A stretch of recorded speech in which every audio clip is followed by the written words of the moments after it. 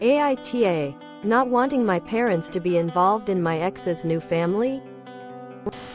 I am not the original poster. Originally posted by you, AITA 1,431,452,524,545,232 in R. Am I the asshole? Light editing for typos. Mood spoiler. Sad. Frustrating. Less than. AITA. Not wanting my parents to be involved in my ex's new family? The 25th of December 2021. AITA? I was previously married for about 8 years. While we were married, my parents seems to never like my spouse, and more than once I had to ask them to stop saying unkind things to her. They kept pushing us to have kids, but we never did. Eventually we had some marital issues. And to be clear, I am not blaming her for these issues. It was both of us. And we're on a trial separation while in counseling, and at the time the agreement was that we were not seeing other people. However, suddenly my spouse was pregnant. And it was not possible that it was mine, as the last time we had had sex was 2 months prior to her conception date. That was the end of the marriage, and I filed for divorce 2 days after I found out. My parents, knowing fully that this was not my child and that the conception was my spouse cheating on me, however, then chose to support my ex through her pregnancy.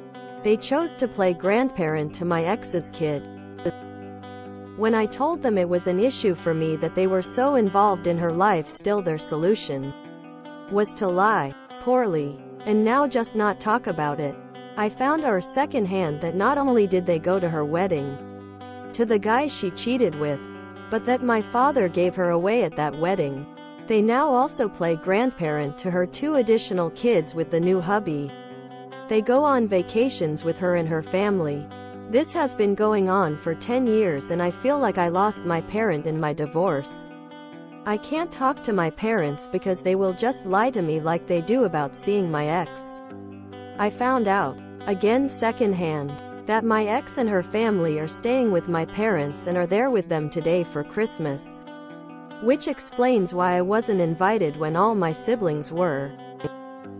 My parents have said that they feel like I am being ridiculous and that it's their Christian duty to look out for my child, which they say is mine because we were married when she got pregnant. Even if I feel like abandoning the kid is okay, they blame me for the family never being able to be together, since I won't attend family events that she's going to. Which more and more is all of them. Everyone in my family has pretty much treated me as persona non grata for abandoning the family. AITA here? Am I the one destroying the family? Should I just play uncle to my ex's kids that I want nothing to do with? Relevant comments. Oop. There. The parents' response during the divorce. Her breaking the marriage covenant is that I needed to really think about forgiveness and maybe learn to turn the other cheek. Oop. The birth certificate is accurate for both the child's parents, neither of which is me. Oop is asked what his siblings think of the situation. They have no issues with this, and most have told me some form of, the family could all be together if you wouldn't create so much drama. They see my refusal to attend events with my ex as me breaking up the family needlessly. Oop is asked what the parents think of his ex's new husband. They seem to tolerate him. My eldest sibling has a spouse that my parents tolerate as well. It's clear that they actually like my youngest sibling's partner. Not same sex, but also not married. They seemed to tolerate my ex until the day they found out she was pregnant. Then they seemed to really like her. Someone suggests that Oop is the scapegoat in his family and has been blamed for things that aren't his fault for so long that he just couldn't see how wrong this is because it's normal to him. Oop. Ouch. Suddenly I feel like I'm on R. Roast me seriously though. I had never thought of it like that, and I'm not even sure what to say. It's like a light bulb, I'm just in shock. Someone asks what his ex gets out of this. That she would be okay with his parents doting on her like this. Oop. She gets validation and support. Something she never got growing up. Someone asks what the ex's relationship is like with her own family. Oop. She had a strained relationship with her family before we got married. It seemed better while we were married. I have no idea what her relationship is with them now. I have no idea what family the new hubby has or doesn't have. Update. Not wanting my parents to be involved in my ex's new family? The 26th of December 2022. Last year for Christmas my parents invited my 4 adult siblings and their families and my ex and her new family to Christmas at their house. Since I had made it clear I don't want to spend time with my ex and her new family, I was seen as causing a problem, so they just didn't tell me about it. One of my siblings let it slip accidentally on Christmas Eve that they were all there without me, making it clear everyone felt it was my fault I could not be invited. It was devastating to feel like I was being excluded from my own family yet again. To be lied to yet again. Much to my shock, on the original post I was judged NTA. And it made me see much of my entire life's interactions with my family differently. Follow-up. 1. As suggested, I started going low contact. Essentially, I just stopped trying to maintain the contact with them and let them do all the work there, which they haven't. So low contact has been in essence no contact, which has both sucked and been healthier for me. I don't even know what they are doing for Christmas this year, which is actually easier than knowing they are doing something and choosing to excluding me. Point 2. I did print out some of the post from last year and showed them to my therapist as suggested. He berated me for listening to people on the internet and cutting off a vital part of my support system. After 2 months of weekly appointments listening to him talk about ways to fix the relationship and apologize to my family and make amends with them, I just stopped making appointments with him. That was in March. Point 3. After stopping contact with my family and therapist, I found I had a really hard time. Super anxious and second-guessing every interaction. Even being around my friends, I've kinda stopped seeing them either. I had a good WFH job, so I just started working all the time. It was good for my career and I got a major promotion in Q3. It was a large enough promo that I don't stress about money anymore, which was a constant stress before. So spending my energy somewhere other than on my family has been life-changing. Relevant comments. Someone suggests Oop sent his friends a text apologizing for going silent because he was going through a lot and working on rebuilding his relationships. Oop. I feel like I've written and deleted that text to friends so many times. I just don't feel like I would know what to say to them. I don't feel like any interaction with them would be good, productive, worth it. I don't know. I guess I just don't feel like they will understand or care. Why should they? So don't feel like it's even worth trying. I'm not sure being alone is what I would choose. But I also don't feel like I know how to let anyone in anymore. I guess the reality is, once you understand just how much even your parents and siblings see you as disposable, it's really hard to be open to being thrown away again, especially by people you think are friends. So I delete the text and keep them as friends. Another comment from Oop about his friends. I guess it's easier to assume they actually still are my friends than to send a text and get no reply. My family was never really family. Are my friends actually friends? I guess it's more Schrodinger's cat than an actual friendship, and when it comes down to it, I guess I suddenly realize I'm clinging to the alive version of the cat because superposition is easier than knowing. Oop on finding a new therapist. I'm not sure how to find that. The thought of calling around and finding someone and dealing with waiting lists and people not taking new patients. I just feel like it would be a waste to do that again. It took months the last time. Editor's note. marked as inconclusive, because OOP took a year to update the first time. And it seems like he still isn't sure what he is going to do with his life and relationships. Reminder: I am not the original poster. Originally posted by you, AITA 1,231,452,524,545,232 in R. Am I the asshole? OOP got betrayed by their ex, their family, and their therapist. It's no wonder they has trust issues.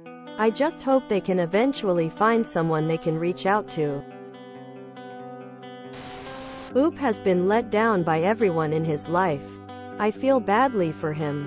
I hope we one day see an update that he's gotten a new therapist who actually knows what they are doing, and a new group of supportive friends and a caring love interest meanwhile.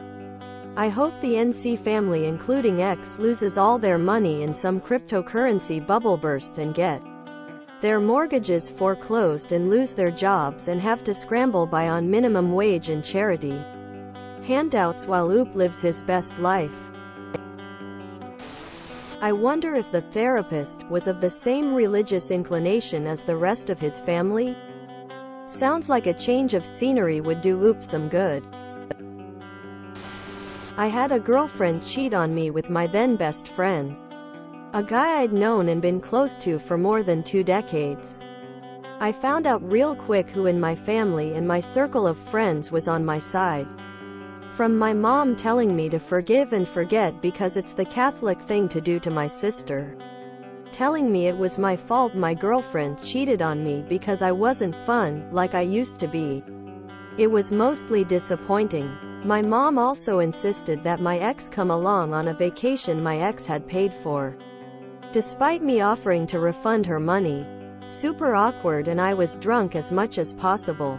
That said, there were some friends who were ready to set the dude's house on fire. They were mad about it. So that was reassuring and made me realize how so many people in my life had it wrong. This seems like a real Twilight Zone episode. What the actual fuck? OP needs to cut off everyone emo and start over somewhere new. That is way too much betrayal for one person to stomach. I bet the therapist is tied to the religion, not the therapist OOP needs. I found out, again secondhand, that my ex and her family are staying with my parents and are there with them today for Christmas. Which explains why I wasn't invited when all my siblings were. This was the saddest part for me. His parents are baby crazy Oz. Can easily write them off. But the siblings, WTF? What the hell was that therapist smoking? Question mark. Damn. Everyone in OOP's life let him down. If I was him, I would move and start fresh somewhere else. Oh man. When my cousin told the family that his longtime GF, who we all loved, she seemed awesome, cheated on him. The only thing we argued about was who was going to help him move out. We all wanted to do it. OOP's family sucks. Sometimes the world is so strange. You get people on Reddit both saying things like, go see a professional, and, you need to cut these toxic people out of your life, and then they go to a professional and the therapist tells them, keep that sweet toxicity in your life. You don't need self-respect. I guess I mean to point out that therapists are people too, and some people suck at their jobs. The OOP's parents just wanted grandkids and they didn't care how. And they don't like that their son is standing in the way of their happiness. When really, they chose a cheating spouse over their son so they can play grandparents. Cut them out and don't look back. My first thought was whether or not this therapist had any connection to OOP's family and therefore more likely to toe that line. Definitely a shish one TTY professional, and one who needs to be reported or left bad reviews for. Damn, that's heartbreaking. I think Oop might need to move and get a change of scenery. I have read so many posts about people finding the light once they move from the darkness. That family will get their karma once Oop starts living well and free of their burdens. I wish them nothing but a peaceful and hopeful future. That first part read like Sweet Home Alabama. The extended cut, the update and comments were straight out of the Depression Handbook. Phew. I empathize so hard because I know what it's like to fill empty space with assumptions and projections without realizing. I really hope Oop got in touch with friends or found a therapist. When I had to choose to go low contact with my family, I have similar feelings and found in my case that a lot of the anxiety was because I didn't trust myself anymore to make good decisions, and I thought that I was a bad person inherently, which is why this was happening to me, and that's another reason I shouldn't trust myself. I deconstructed that with help, and I really hope you learn to trust yourself again. You are a worthy and capable person worth knowing and loving and respecting, and that goes to anyone reading this too. Y'all. I'd accidentally let parents, siblings think Oop had a GF that he'd got pregnant. Then see how fast they try to reconnect. I went through something similar without the cheating and extremes though. He had my family on his side, while forbidding his family from speaking to me. I was disowned for 9 years unless I came back to Jesus. The relationships never totally recovered. It hurts like hell. So sorry for Oop. Damn. This is just not fair. Opening parenthesis. This is so hard. I have always listened to my friends, but as soon as I go silent no one checks in with me at all. So can someone tell me if I am the asshole or if that is normal friendship? If you enjoyed this video, please check out our playlists full of similar content. Epic Ericast is like doom scrolling for your ears. Please like, share, and subscribe.